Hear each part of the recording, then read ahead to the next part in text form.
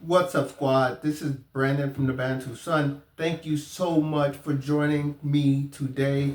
I want to respond to a viewer question, Mr. Nitro 2721.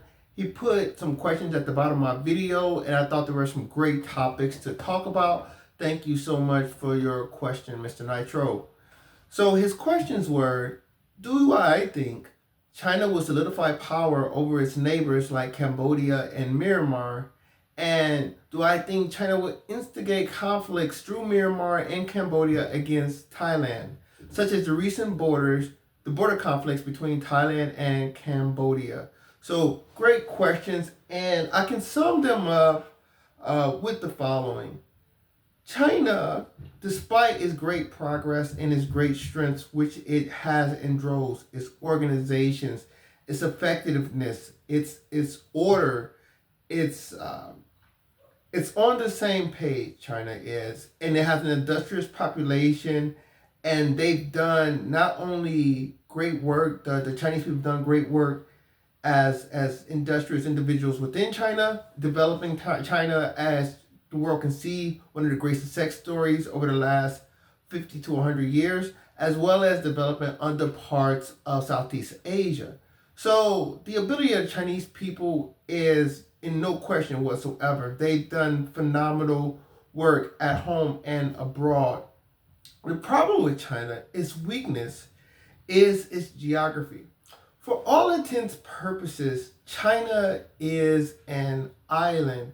It's surrounded on all sides, whether you're talking about the deserts of the north, the mountainous, treacherous terrain of the Tibetan plateaus to the west, southwest, and basically it's people kind of being smushed up relatively against the ocean, basically because half of China is not the best land for arability or settlement. 2/3 of China is considered arid or dry land. China cannot even feed itself. It will be subject to a blockade. It could be subject to a blockade.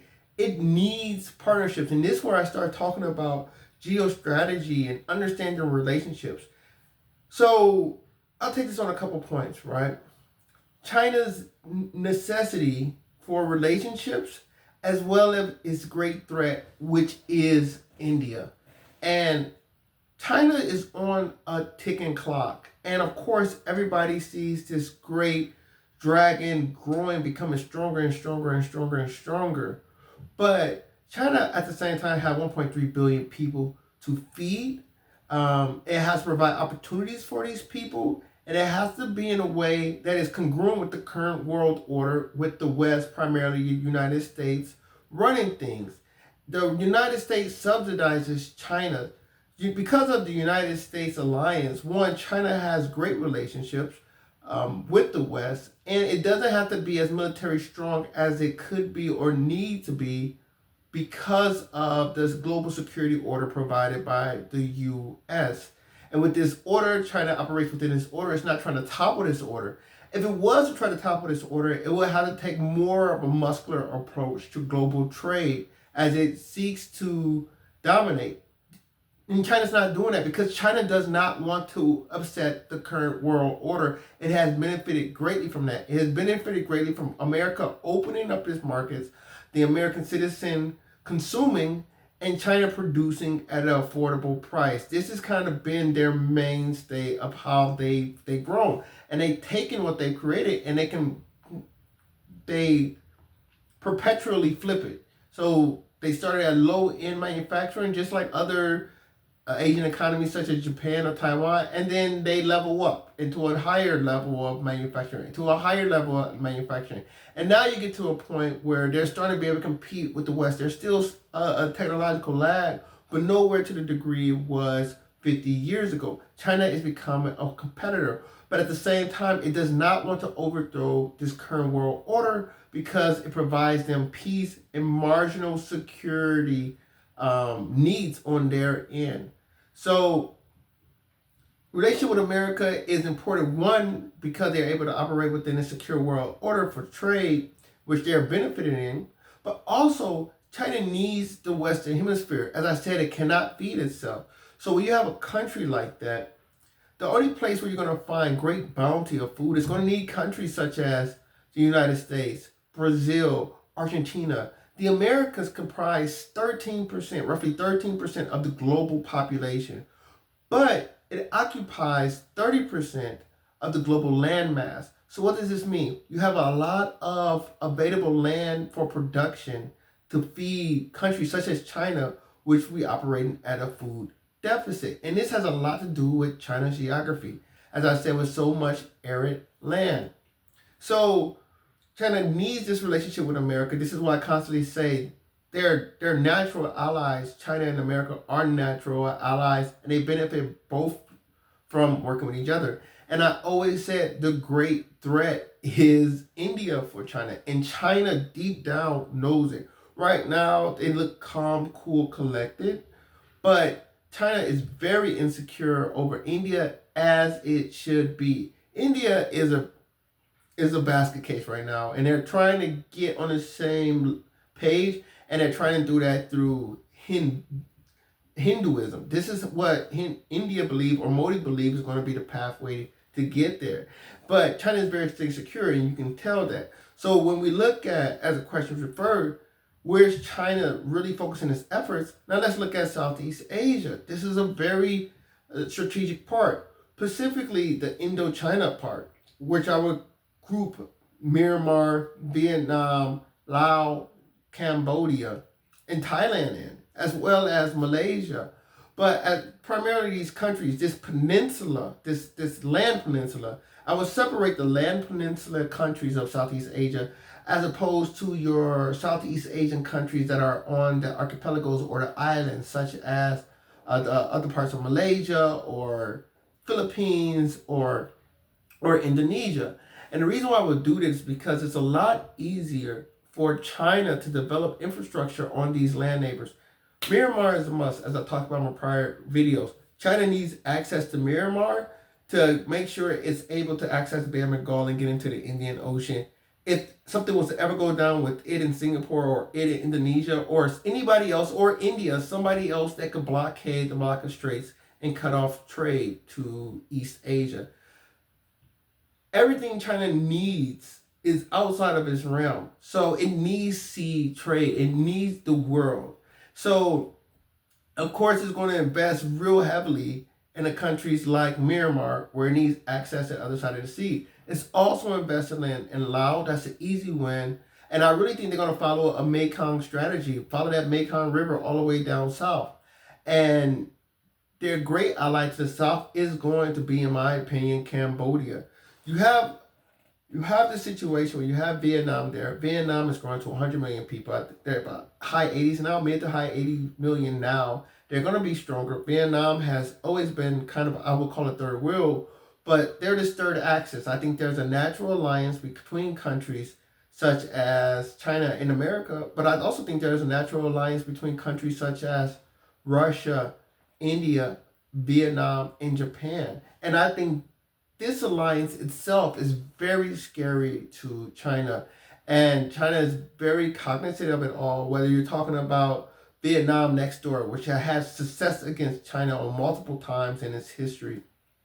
You have Japan, which has been a technological leader in East Asia, one of the first country that really challenged the West supremacy in Asia. Even they had the East Asian Cold Prosperity Fear idea that China is more or less kind of validating with the Belt and Road Initiative. So Japan also has run trade surpluses against China, one of the few countries that done so. India, as I said, India being this great threat, and then Russia being this great resource that of oil and gas that is on its neighbor in landmass that China could use, but could be taken away from them. So you have the situation where they're surrounded by these countries, and Southeast Asia, that peninsula, will be a little bit more easy for them to penetrate, as well as it's essential because it's closer to the sea routes that they will need traveling from oil and gas coming from the Gulf states as it goes through India, the Indian Ocean, towards the Pacific Ocean to arrive in the seaports of eastern China. So of course, China's going to invest heavily in Myanmar. Of course, China is going to follow that Mekong River from the Tibetan plateaus down through Laos and into Cambodia. And if you look right now, you can even see that they're funding a canal. That canal is going to divert some of the river, because the Mekong ends in Vietnam. So what the Cambodians is trying to do is take their stretch of sea, their coast, and actually divert some of that river to go directly to the ocean. Because China knows it doesn't want its fate, that if it follows that Mekong strategy, it doesn't want its ports to exit out of Vietnam. It's going to want its ports to exit out of Cambodia, a trusted ally. And Cambodia has kind of been a problem child because about a millennia ago, the Khmer were the big empire in this part of the world, the Khmer Empire, which is modern day Cambodia. So they kind of have this big brother mentality towards other nations, and they really don't respect too much the territory of Vietnam and the territory of Thailand, which has really gotten them in trouble in the past.